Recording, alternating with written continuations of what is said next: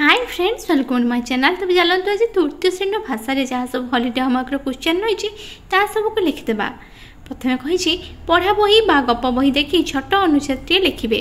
चलतु देख पिलामाने मुझे गोटे छोट स्टोरीटे लिखिदे। तुम्हें आगे स्क्रीनशॉट नहीं भल भाव निज खातार लिखिपर।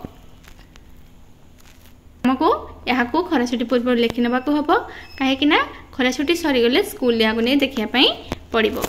तुम प्रिय सांग विषय 5टी वाक्य लिख। देख पिलामाने ताले प्रिय सांग विषय में लिखा कौन लिखा ना विपद बेले जी आसे आम पाखे ठिया हुए से हूँ आमर प्रिय सांग बा प्रकृत बंधु। मोर अनेक भल सांग साथी अच्छा किंतु से सोनाली मोर प्रकृत सांग। ए सोनाली बदले पिलामाने निज निजर सांगर नाम लिख। से ही मोर विपदर बंधु और सुख दुखर साथी।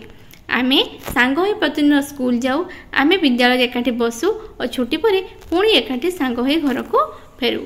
भावुची पिला मानक बहुत यह उपयोगी हो। भल लगे लाइक शेयर करंतु। आम चैनल नुआ थे चैनल को सब्सक्राइब करंतु। Thank you.